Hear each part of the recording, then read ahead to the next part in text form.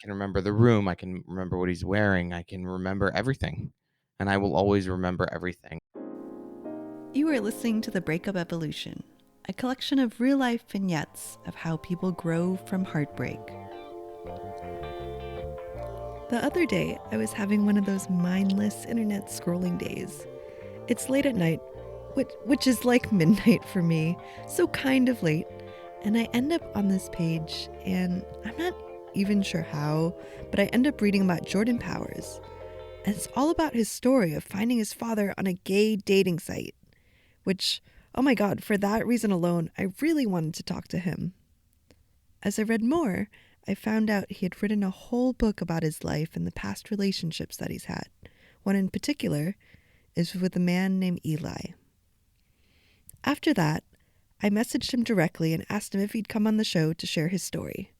We cover a lot of things, from what it's like to date someone who's in the closet to how our relationship decisions can be heavily informed and sometimes burdened by our parents' choices.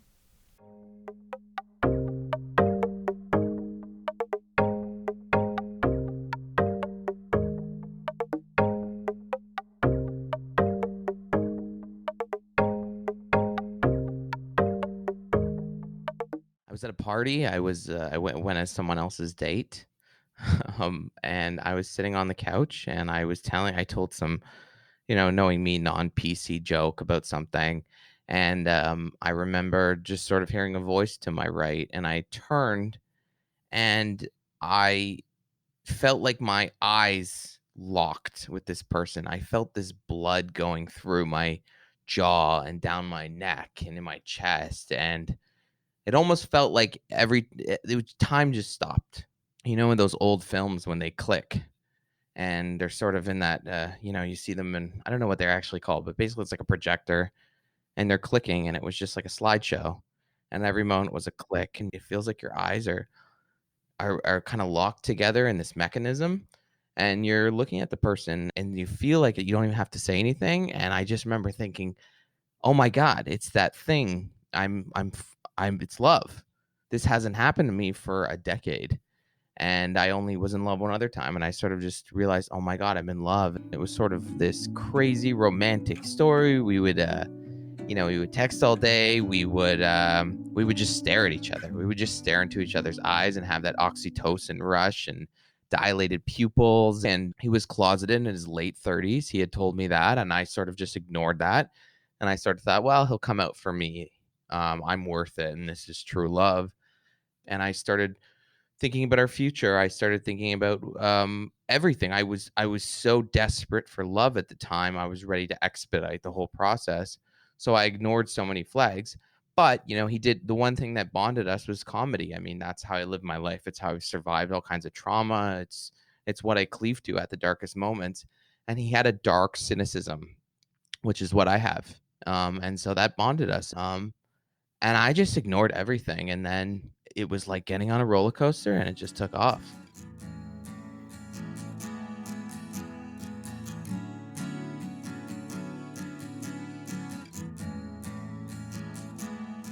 I knew he was emotionally unavailable before he even told me that he was closeted, meaning usually when you're closeted, you are frozen in time. You're not emotionally available because you can never really get to the next level with a person because A, you're not honest with yourself, but B, you can't live honestly and openly. And I wonder if I just subconsciously signal wise or something I picked up on that, and that's very much my father. That was my father was an absent man that abandoned our family.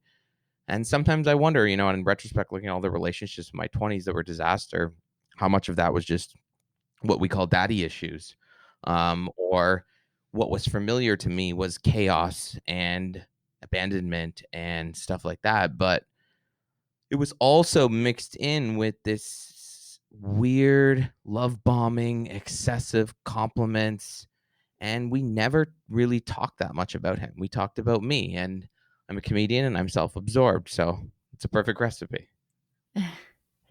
And how did you know that he was closeted? We were at dinner. It was like our first date, and I remember he told us at me at dinner. We were sitting there, and he just sort of mentioned that he wasn't out to his family or even at work. And I sort of thought, wow, you're in your late 30s. I think I called it pathetic at the time. I said, isn't it kind of pathetic at this point? I said, you're in a major city. I don't understand what's happening. And then he sort of just changed the subject, but I was already hooked. I was already high. You hear of like addicts and stuff like that are already knee deep in the addiction, and nothing really, it's impenetrable in that sense. Yeah. It's interesting that he actually brought it up, or maybe is it interesting that he brought it up right at the beginning rather than kind of leading you on and going into this relationship and then bringing it up later? I think I brought it up because I think that I had a problem where I was previously dating. In retrospect, there was, like, also 2 other closeted guys before him. So I think part of me was trying to grow as a human being and not repeat the same mistakes, and so in that sense, I was doing some sort of pseudo screening process, and that is why I think I asked him, but, he coulda given me any answer, and I would have just ignored it. Can you can you talk through how the relationship unfurled from there since you're meeting at the party and then I guess staying through it?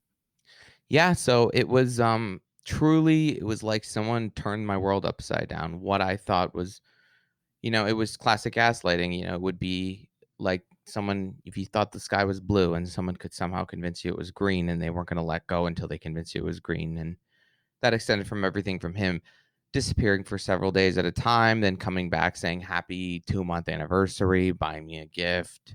Um, it was completely and utterly confusing. He would disappear out of my life.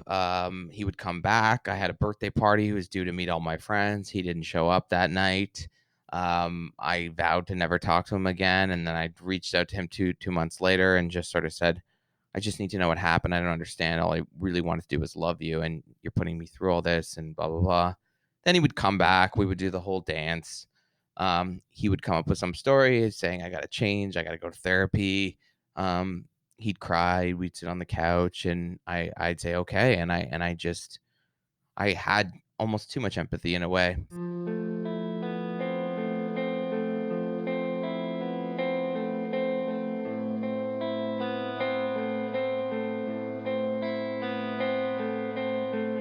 One time he threw me against the fridge, and what's unique to being a gay man is when it's two people play fighting, you sort of think, "Oh, it's just 2 guys. They're just wrestling. There's no abuse going on there." And among the emotional abuse that I was going through, there was a moment where there was physical abuse, and I did have scars, or I had a bruise on my back, and in retrospect of writing this book, I thought, "Damn, that's something that I just at the time didn't think happened."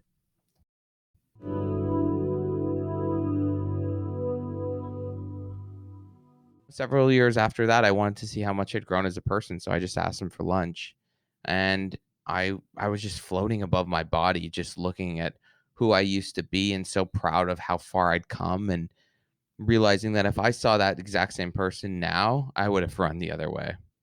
Hmm. What do you think it was? I mean, seeing him at lunch versus, the countless times of giving him another chance. What changed? Um, I went to therapy, and I just had a therapist who sat me down. I'd been to many therapists before. I'd had bad experiences. I had mediocre experiences, and this was a therapist that just was very no nonsense, just personal responsibility, own everything. You're responsible for your own life. And I just sat down, and she just read me. And she, in short, told me, "You're a person that's desperate for love. You're a person who didn't get it in your childhood, and you're a person that you will do anything for it." And I replaced that person with a person that loved himself, with a person that truly found his calling in comedy and writing, and had this fan base, and found a passion and a thing to do every day that built my confidence up to a level that I realized what I deserved out of life. So it was a combination of the ascendancy of notoriety in this business, but also at the same time breaking down my ego and owning every single mistake I made in my life. And this therapist was super no nonsense, was like, "This is what's up." How did that compare to I assume you were telling your friends about Eli. How did that compare to what your loved ones were saying? Um, the problem with with telling someone like me what they're seeing is very stubborn, very independent person, and so I think in many circuitous ways it was communicated to me, but I sort of ignored it. And I think when you're knee deep in any sort of that addiction, external forces aren't going to penetrate.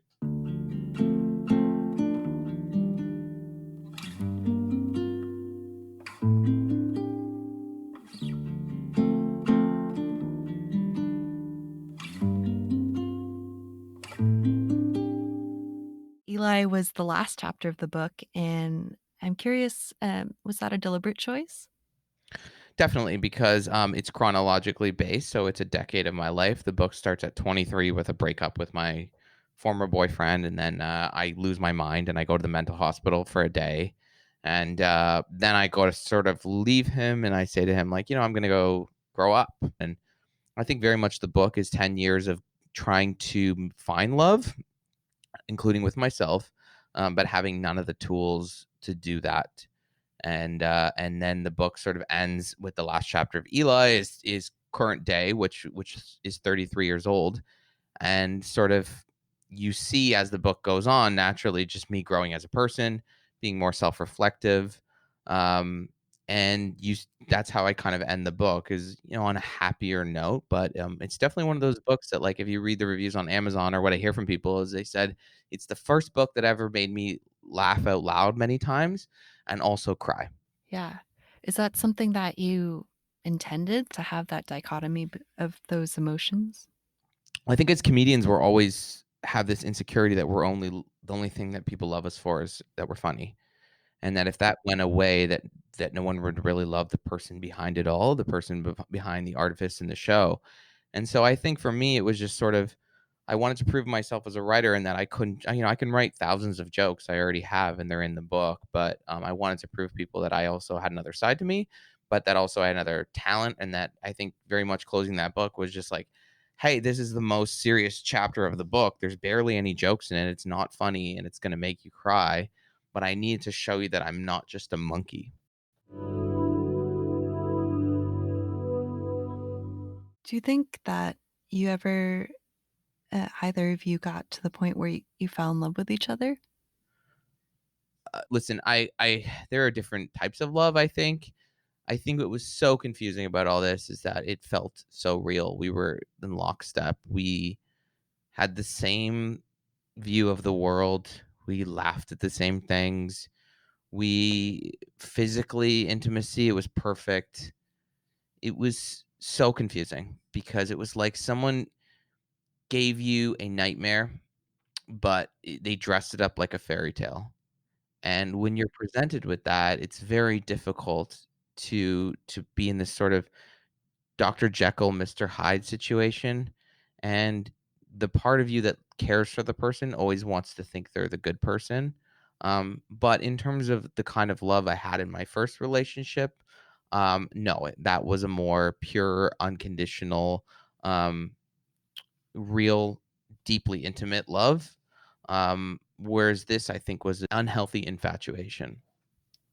There was one thing that I wanted to touch on. I think it's something that would resonate with people and isn't something that necessarily all people go through in relationships, and that's the play fighting that you had with Eli. Just to Mhm. backtrack a little bit, Yeah, of course. um, you mentioned, there were several times where it was like rough housing, but then it escalated. And I'm wondering, how did that go over in your mind? What were you thinking when all that happened? I was, it's funny because I wrote it very casually in the initial draft of the book, and I sent my manuscript to my editor, and she, it's a crazy, wild book. I mean, I go to an orgy in Hollywood, I sleep with my boss, I get chlamydia. I mean, it's really just all the debauchery of your 20s. And then the book ends with this really solemn chapter, and I had written about that experience and condensed it to essentially about a paragraph. And she had written sent it back the first time and had written a bunch of notes, just be like, "What? Like, you can't just gloss over this. You can't ignore this. This is like such a crazy thing. So many people go through this."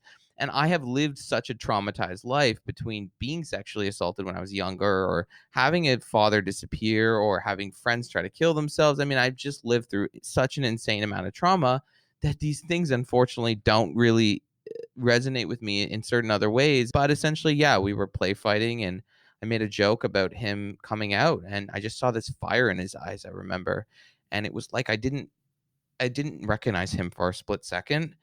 It's the same look actually I saw my dog do the other day before he kind of attacked another dog.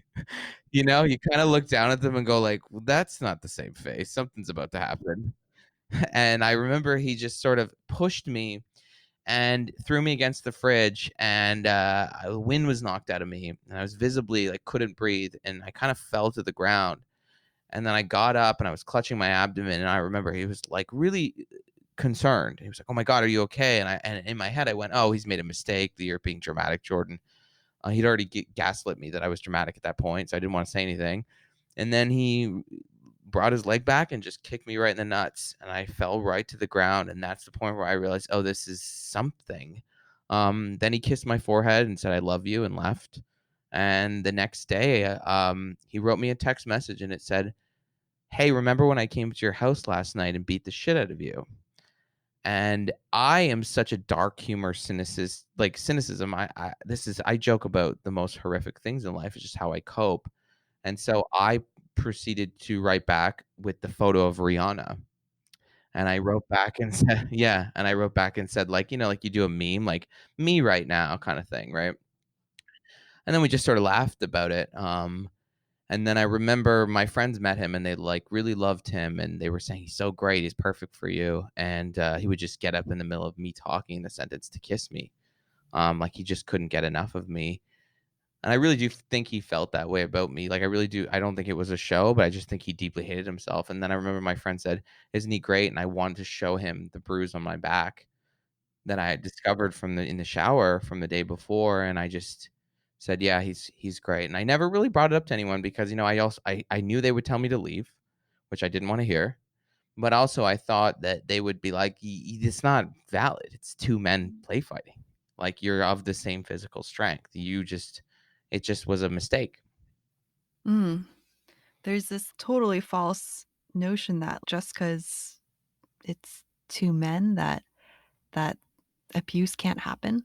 Mhm. Wow. And you know what? You think about it now and what makes me realize, "Oh my god, it was that because I was also being emotionally abused at the same time." So, I Mhm. mean, is it so much of a stretch? And when you throw someone against a fridge, if it was an accident, you don't then kick them in the balls. He wanted to push me away because he felt intimacy and he felt it happening and the reality that he was falling in love with someone and he hated that so much. So I represented that. And that's why he pushed me.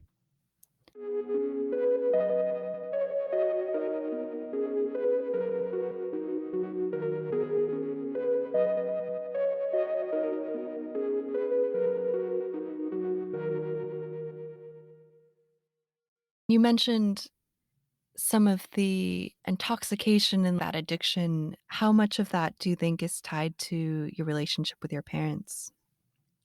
Oh, very much so. It's just a way of self-soothing, right? And not wanting to be left with your emotions, and not wanting to be left alone. Because if you confront those things, you'll be a mess. And I needed to be productive, so I just kept pressing everything and everything down. But I came from a father that just completely and utterly abandoned our family, and a mother that was great, but was also the product of closeted gay man and my father that eroded her self-esteem and didn't love her at the same time. And so she at times was brutal to us because she was not being loved. And these are the cycles of abuse and family dynamics that we often hear about. But in my dad's situation, it really does start with living in a world in which gay men are still not accepted.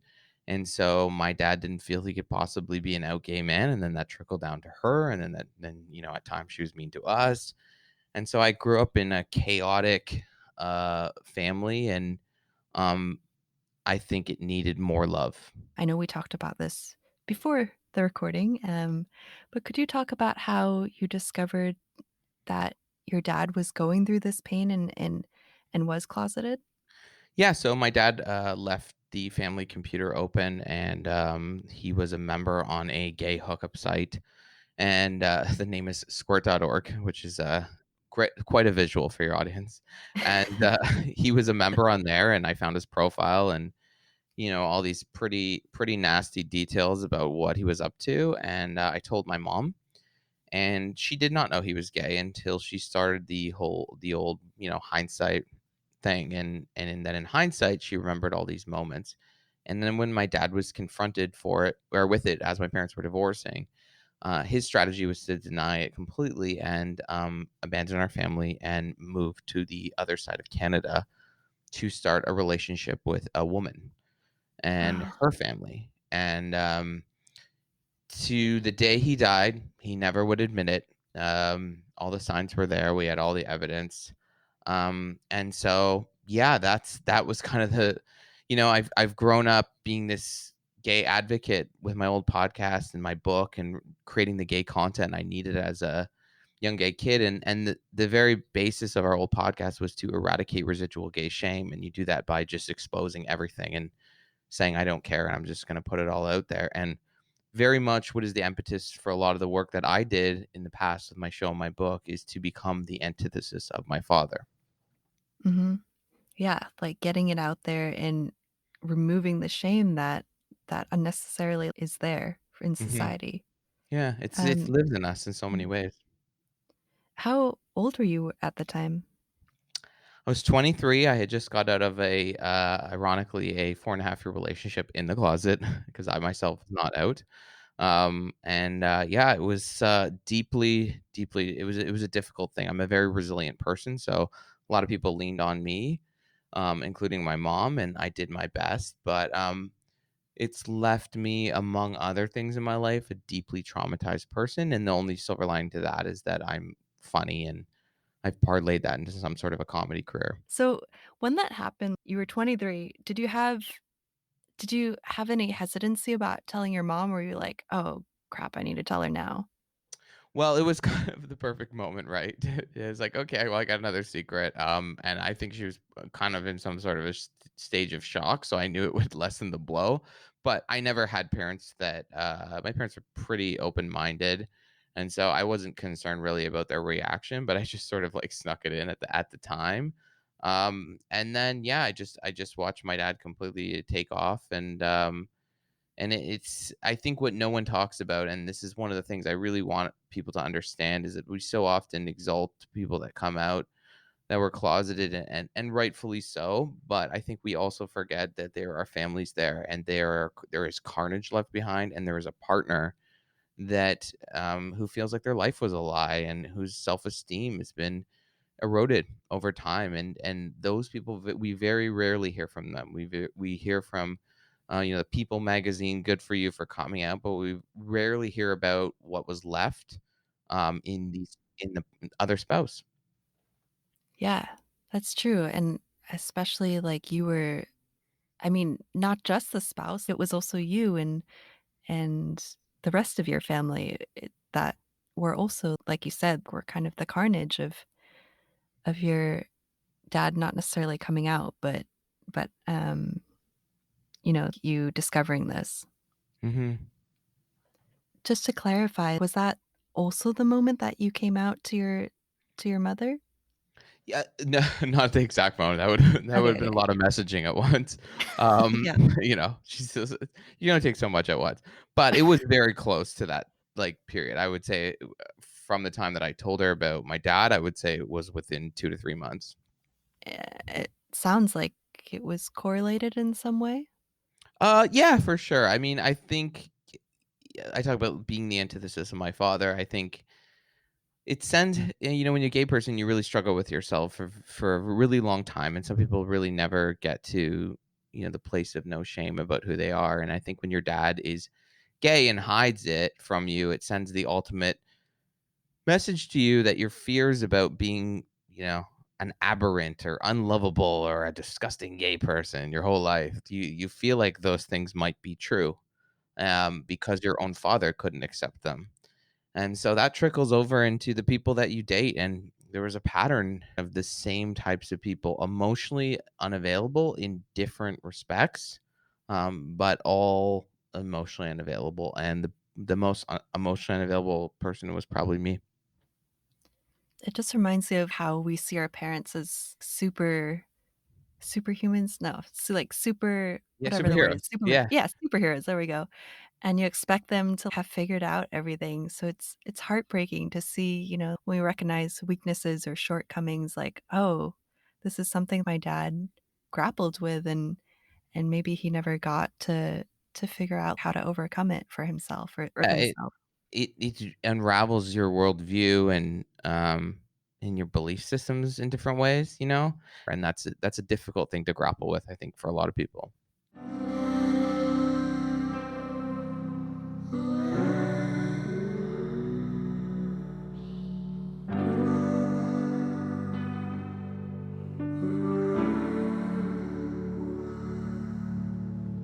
Your podcast, titled Shame on You, has millions of downloads. Can you tell me a little bit about how that started? And in your own words, you mentioned it's the gay content that we never had access to growing up. I just wanted to be a shameless gay person and, gay man particularly, and I needed to create the content that I didn't have. I mean, when you're a young gay person, I talked about this in my book, but you are a ghost. Not so much now, but when I was younger, you were a ghost. You didn't see yourself represented anywhere. You weren't in magazines. You didn't see yourself on TV. There was no book for you that you could read and read about sex and adventures. And there wasn't a podcast that we had where people would literally interview their ex-boyfriends and lovers and something real and something tangible. And I realized very much that I wanted to create the gay content that I never had as a gay kid and that I never saw out there. And that's what I did with Shame on You. And that's why I think it was so wildly successful, is because we were real. We were completely and utterly uncensored. And we had tough, tough conversations, not just with our guests, but with ourselves. And we grew as people, and we went through breakups, and we went through my dad dying, and we interviewed people we loved, and we interviewed meth addicts. We had a gay priest on, and it inspired this thing that we didn't even plan for, was that gay men started to be more comfortable with themselves. They came out of the closet. We had a priest come out of the closet. We had people leave their wives. We had people leave abusive relationships, all because they saw something in us. And I think it was that we were going a mile, so they were willing to take a foot. Yeah, and this actually was, I mean, what you intended to create this community and remove the shame from it and create awareness. So, how did that feel to have it actually happen, to have it come true?